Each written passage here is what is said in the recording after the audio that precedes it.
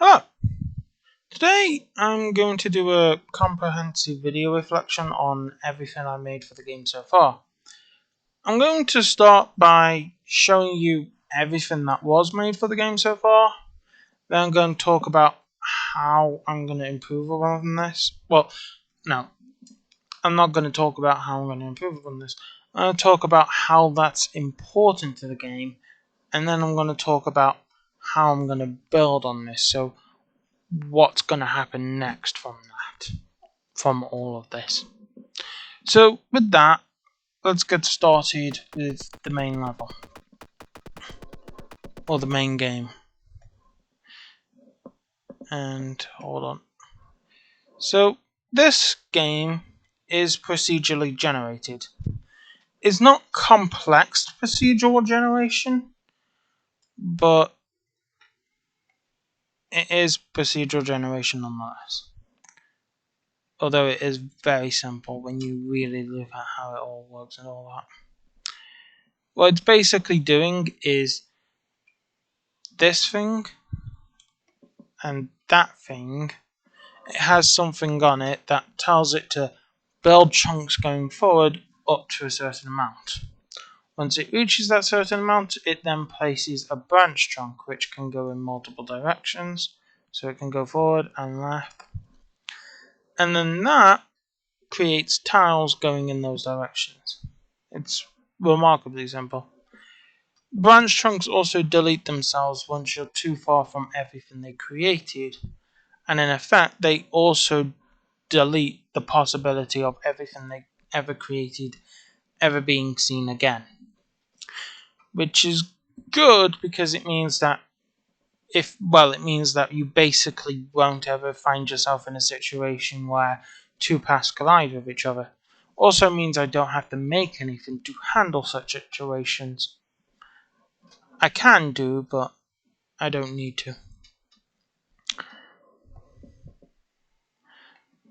So there's that. Other things I've made is mud to slow down the player. It works really well. It also comes with its own noise that plays when you walk in it, called mud walking audio. And this has to be in the player pretty much because it's part of the player's audio groups for their walking noises. So we got normal walking, which sounds like this, and we got mud walking, and those both have to be a part of the player. And while we're on the topic, I've also made a good decent amount of the audio in VFXR. I didn't make all of it. Some of the audio that I didn't make, if I can remember, I didn't make the power up audio, and I know I didn't make something else. I can't quite remember the name of. Oh yeah, I also didn't make the mud audio, but all the other audio effects were 100% made by me. And also, to some degree, I did kind of make the what's it called? Power up audio, because I edited it to be a bit quieter, and I also added random mutations to it for different variations of said audio. So if we just go to this, it's in speed objects, and we open that, we got these. We got 3 that were edited by me to have different variations of sound, and then we got the original. But these variations are small and you probably wouldn't notice them. I know one is a bit noticeable, but yeah. It just helps subconsciously make everything sound a lot better, having different audio play all the time instead of it always being the same thing. Which is a trick Lethal Company even uses in their background audio, which is so subtle. They use it so subtly, most people don't notice the game has background audio. And then they get amazed when they end up being alone, walking out into the forest, only to hear the piano beats of the audio. Even the monsters have audio in Lethal Company, which is also very subtle, but once you hear it, you know you have to run subconsciously. I like that. But this isn't very subconscious. I want the audio to be very noticeable. Oh, how lucky is that? Get two right next to each other. That is a rare sight. I mean, these things are made to spawn rare. So you can't just speed past everything. And their effects also decay over time.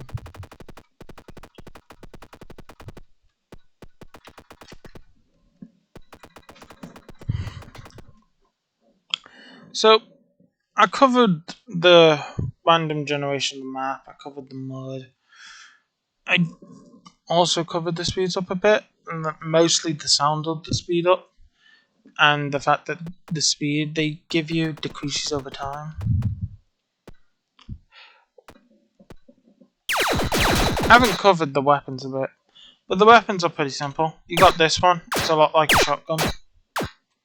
And you got this one, it's a lot like an automatic rifle. You got this one, and oh look, it's actually working normally this time. Wonder how long that will last. You got this one, which is supposed to be like basically like an RPG, but more electrical looking. So yeah. Oh, and then I forgot about the UI. Stupid me. The UI. It's pretty, well, it's not pretty simple. It's actually fairly complex. Like, you go and look at the UI code, and it's under that file. This is all the UI stuff. Not code, though. The code is not here. But this is everything it has. So escape to main menu, that's this. In case you were wondering what this one is, why it's grayed out. It's because we don't want it to be visible at all times. We only want it to be visible when you hit escape. And we don't want it to be visible when you hit go back and play, but you accidentally hit continue. We don't want it to be visible then. Got the score counters. It's text mostly, all the text and stuff. And we've got the inventory space, which is an invisible box around all that. Got an ammo bar. Now, the ammo bar is three different things. We've got the background, we've got the foreground, and then we got the highlight, which is this little whitish bar at the bottom. Well, not whitish, but whiter. And we've got the same setup over here. And we also got a particle effect, which plays over the percentage part, so like where my mouse is when you use the weapon. Best observed with this, which is really cool. And the ammo bar also has its own particle effect, but the particle effect for the ammo bar is bigger and flashier, so it's more noticeable when you're taking damage. It's not too big though, it's like, it goes from here to about here, I believe. And that's about it. And we got the borders. These are just the borders around all the UI elements. So we got the border for the health, ammo, the ammo for the health bar, and then the ammo bar. And then we got the foreground borders. There needed to be a background one so that you can't see through them. And then there's a foreground one so that they're actually wrapped around something. The inventory space does have its own borders as well, but I'm pretty sure, yeah, they're here. And everything has nice little images, so you know what goes to what. The bars are environment images. These are the closest thing I could find to border images. That's text. And then this is a panel image, so it's a hidden panel that accesses like that. And lastly, something that's very fun. Another thing I made. Well, this is this everything? Hang on, we covered pillars. We haven't covered random generation. We haven't covered the explosions. Well, we can do that in a sec. We can't exactly do it on this, I don't think. We're just gonna get ours if we try. Yeah, because we haven't got the VFX system set up on this yet. Play for now. Oh, apologies, I'm not used to using this much. Oh, and yeah, the loading bar actually now displays text updates. I know. I've put a lot of work into increasing that thing's efficiency so it could get stuff rendered faster. More work than, yeah, than will probably ever be noticed. You probably never will, which will be very sad. But moving on, we've also got the dead players. Now, if I just, that does pause it. We need to go to where our player is. Zoom out a bit because, God heavens, we don't want that level zoom. So the dead player now actually fully works by themselves. We don't need to shoot it with a bullet or anything. It should now basically just explode like it should have always done. So we unpause. Yeah. As for how I did this, it's very simple. I just made it so that they will have velocity added to them constantly until they hit something. And that seems to have done the trick.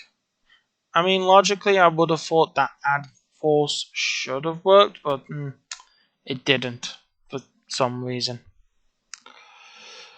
And yeah, now we got a bunch of dismembered body parts flying around. But they do take care of themselves after a while, so we're not taking up memory needlessly. They should automatically remove themselves. Yeah, there we go. Doesn't remove these though. Those get to stay. But at the end of the day, they're empty game objects. It's not of big significant importance. But if we don't want them to stay, we could just do that. So, last thing I'm gonna cover is the animations. Now to do this, we're gonna have to go to a different level.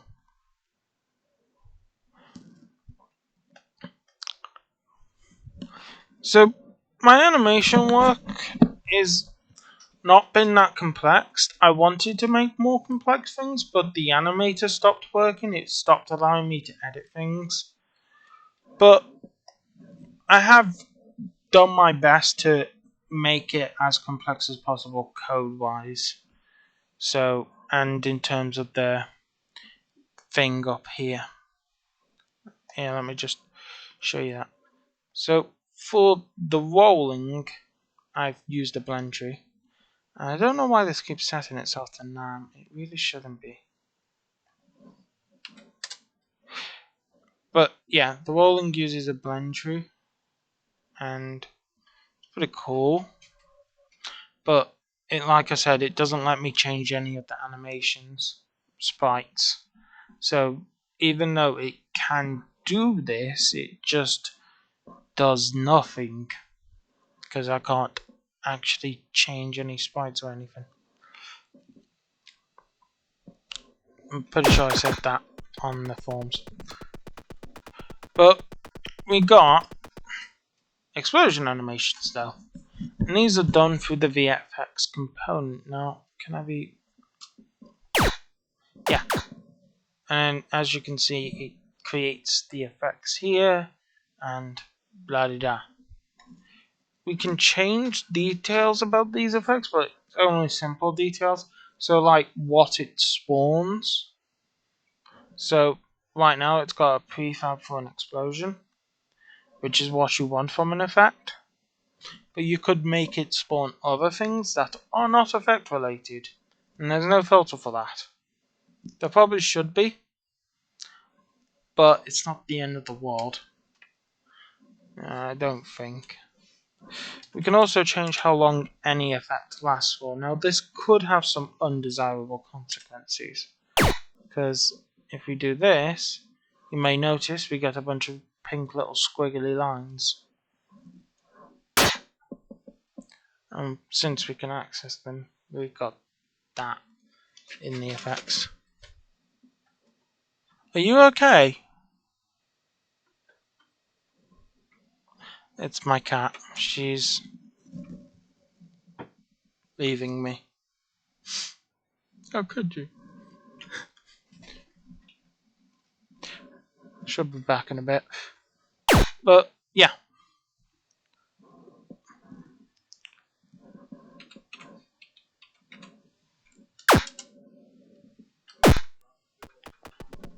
So that's pretty much everything. Now, as for how all of this is important, well, first off, the tile generation, that's important because that's like the main point of the game. You spawn in an endless world, you travel through it, while you try not to get killed by the NPCs. If it wasn't endless, then eventually you reach an end and the game stops working. Yeah, sorry about that. Now, getting back on point. The chunk generation system is important because, like I said, without it, eventually you'll get to an end and then the game becomes pointless, as once you reach that point, nothing will work anymore. There won't be any... God's sake, cat! Where did you take that? Oh, it's all the way over there. Try not to jump on my desk, please. I don't care if you want to. There we go. Level generation. It's important.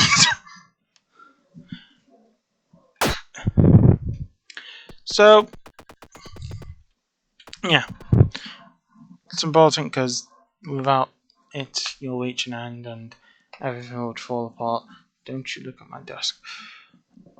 Another thing that's important, I've also not really mentioned all that much, is the audio system. Now, I want to be clear, I basically made my own audio system for this.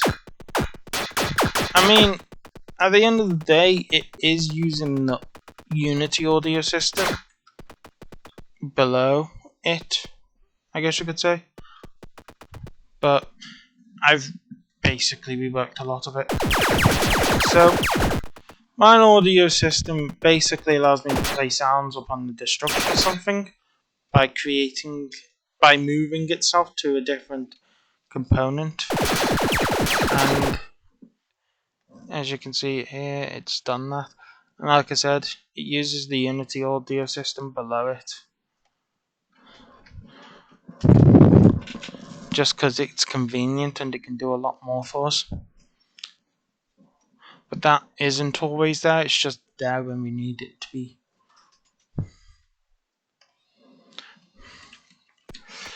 And it's pretty good. It allows for random generation of sound. So if I go to this, it allows for random generation of mud sounds and of walking sounds. We only got 2, but to be fair, for just normal walking, you only ever need 2. You won't need more than that. But for the bullets, we can have many sounds for impact and for destruction, and this makes the game feel more alive, as if you just had one sound for every type of event, like death and going through mud. It would just get real boring real fast, in my opinion, and in probably the opinion of many others, and this is why nothing in professional games ever have just one sound. There's usually at least 5 or 6. But 2 or 3 is good enough for us. I got 7 here because this was all sampled out of one big audio file. But that I didn't make. But yeah, these are all just mini samples out of that. Which I did make the mini samples. I did make those. Didn't make the large file that they come from though. So there's that. And the score system. Also something I didn't talk about. This is mostly important just because it keeps the player focused on a goal, getting more points. Without that, the game could be getting monotonous real quick. Because if you don't have anything to do, if you're just playing the game for playing the game, most people aren't going to like it. Most people like getting something from playing a game, having something to brag about. Whether that's having the most kills out of your entire group of friends, or having the highest score. Also, while we're at it, does it not exist? I must have already walked over it. There's this lovely little thing that was here. We could just stop it and start it again. And this thing is basically a score token. Oh, the dead player picked it up. Didn't know they could do that. I mean, I suppose it kind of makes sense to have a dead version of us. Weird. But those aren't used in the main game anyways. And picking those up basically adds 10 points to your player. And then they destroy themselves. But like I said, they're not really used in the main game. So, not talking about them much. Now, let's go back to the main game while we're at it.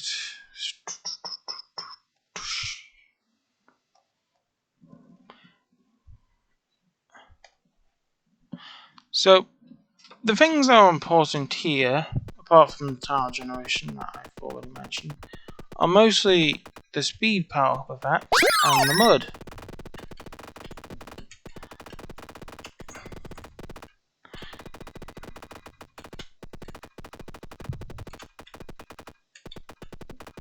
And let's just slowly come to a stop. Or not to a stop, but to a slower pace. So the speed power-ups, they're important because they make the game go faster. And in this game, everything runs on your speed. The faster you go, the slower everything else gets. Which is really great for if you're fighting hordes of NPCs.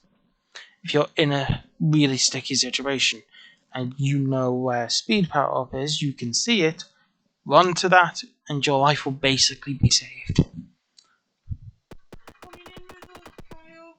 Okay. That's one of my other cats. He doesn't like being in here at the moment. In case you heard what was just said to me. And the mud's important because it acts as a form of obstacle to avoid. Because the second you walk in it, you're really slow. And that makes you really vulnerable. As all the bullets will now be incredibly fast. I mean, that one's not the fastest, I think the first one's the fastest. But yeah, everything gets around faster as you're this level of slow. And that's not good if you have an NPC that's hiding behind this tree, for example. And he's just like, time to die!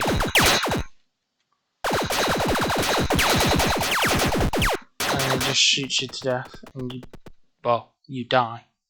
So you want to avoid the mud, and that's what it's mostly there for, a form of obstacle avoidance, something that you have to actively avoid, which helps keep you engaged in the game. Because without it, well, you could just run endlessly without any worry, and you wouldn't even have to fight any NPCs. But with the possibility that you can land in mud, and with the fact that those speed pickups as well, they make you almost uncontrollably able to stop. The only way you can stop is by running into a wall, which does technically mean that if you aren't careful with these, you will lose all your speed. And so far, I'm being very careful, and I'm not running into much mud. Which is kind of ironic, but yeah. And then we run into mud, and we lose the effect, and now we have to nuke out. So those two things really complement each other, and they also complement the main mechanic of everything goes slower the faster you move. Because the first one makes you go faster, but also means you have less control. Second one means you have more control, but you are more likely to get shot. Well, you don't really have more control with the second one all that much because, well, you're really slow. Granted, you can choose your direction better, but you're still really slow, so you're not going to be doing much moving.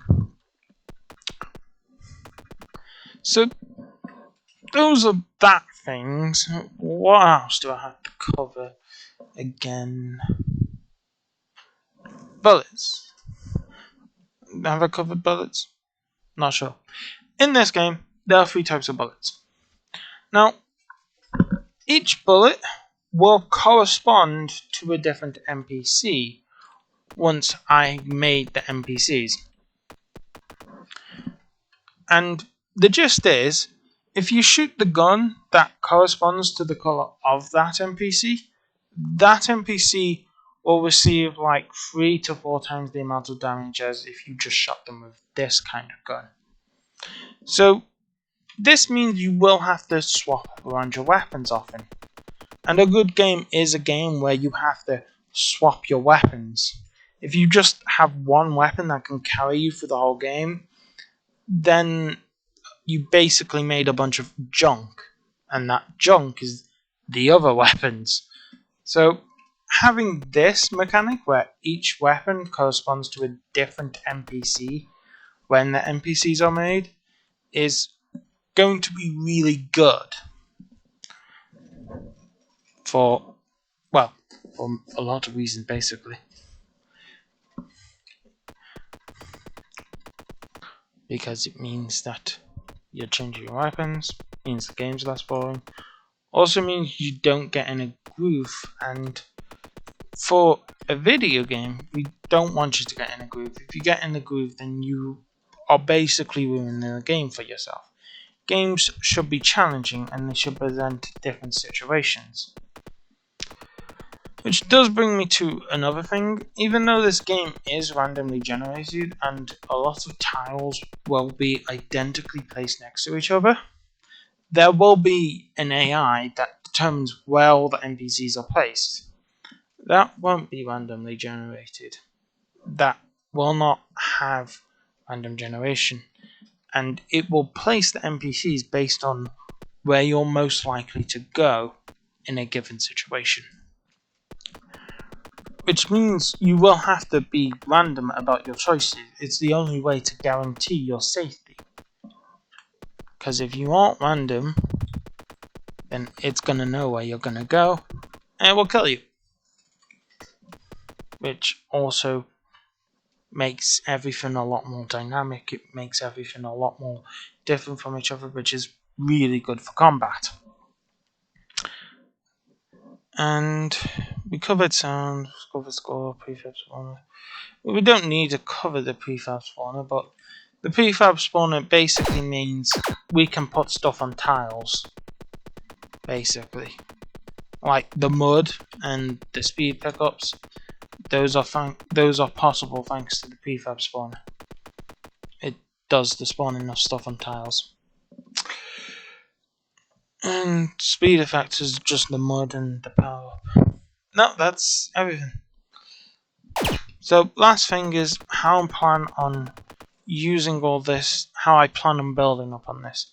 So the first thing is, obviously, as I already mentioned, these will have different NPCs corresponding to them, and that will result in different amounts of damage per every NPC.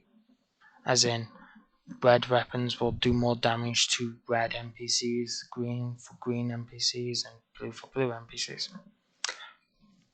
And this is Also, something that's really easy to do with the current systems I have made and everything, the health control system I've made, it allows for damage to be modified on damage type, and every weapon does have its own damage type. If we go to prefabs, I think, yeah, prefabs bullets, as you can see, this one's got, well, that needs to be changed, but almost every weapon has its own damage type.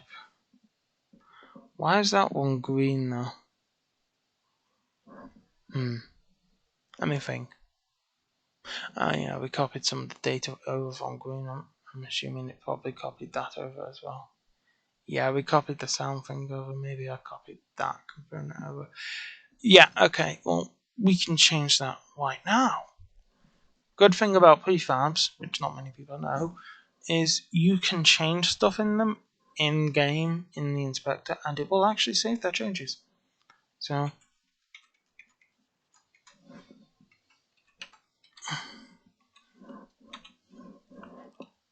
just make sure, yeah. And if we go out, that should be saved. But yeah, every weapon has its own damage type, and there's a whole system that allows us to make it so that NPCs respond to certain damage types differently and all that, which is really good. And the system for that also fully works now. There's no issues with the events.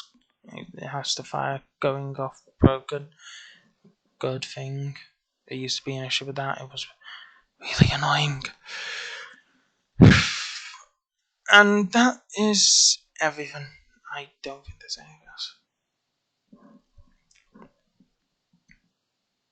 Oh yeah, we're covering how we're building on this now, isn't there? So there is other stuff. So that's how I plan on improving this. I'm sorry if I'm a bit acting up, by the way, about wondering what I'm doing next. I'm tired. I want to go bed. But I'm doing this instead. I didn't mean to rhyme. But I'm a poet and I know it.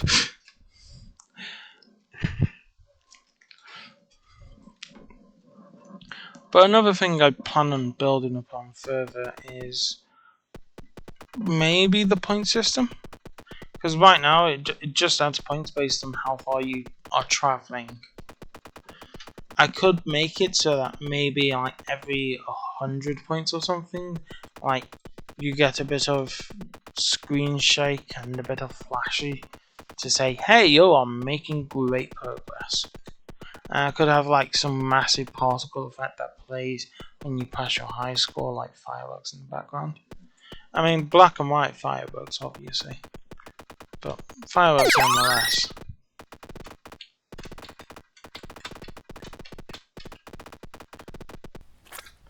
See what I mean about accidentally running into mud? That just happened. Wasn't scripted. And is there anything else I plan on building upon further? I don't think so.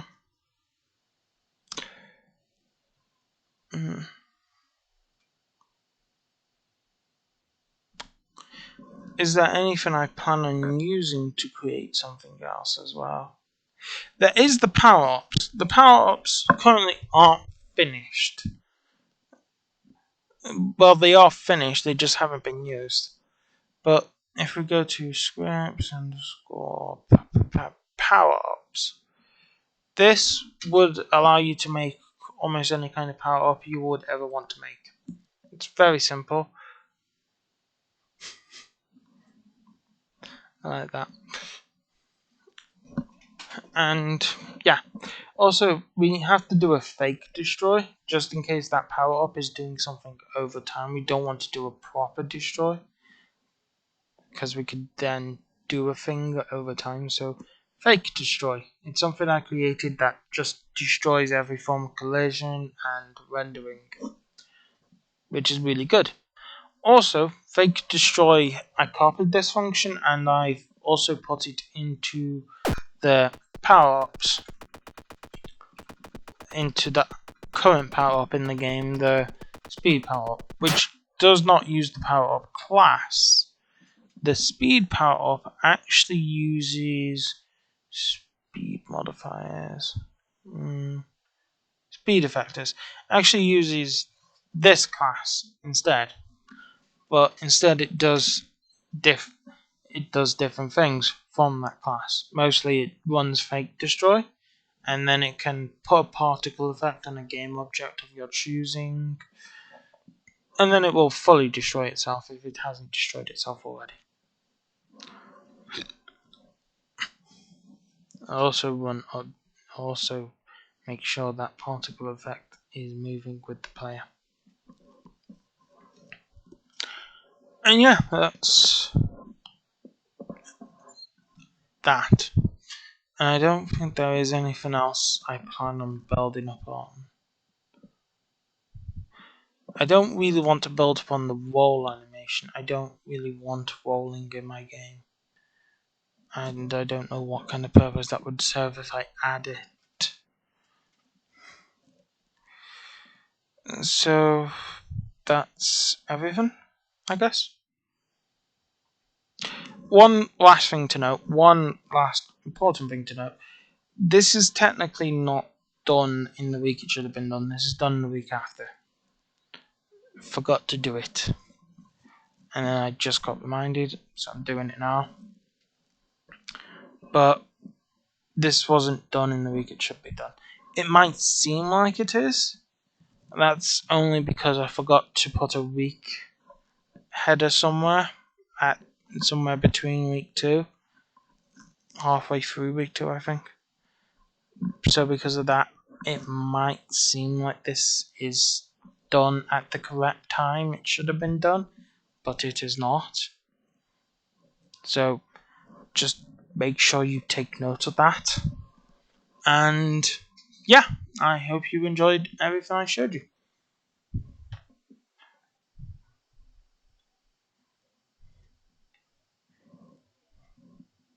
There's also this.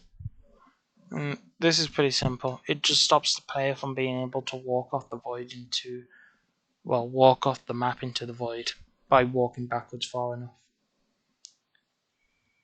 Because if the player does walk all the way far enough, which would be all the way back down to here, they walk all the way back down to there, then they can walk off to here, and there would be no tile generation here. It would not generate any tiles here. And that would be bad, because if it doesn't generate any tiles there, then yeah, it's not generating any tiles there.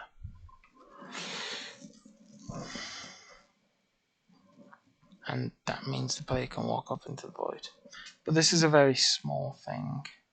It is useful, don't get me wrong, but it's small. Most people probably wouldn't notice it. But yeah, that's pretty much everything.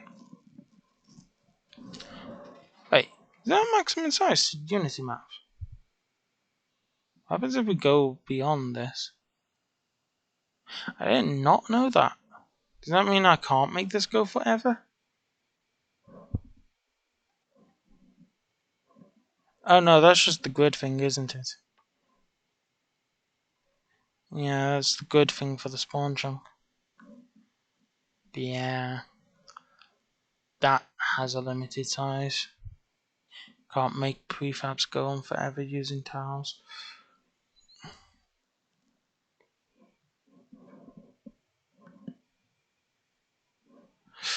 So close. Well, actually. Yeah. So we can go beyond. Nothing will go wrong.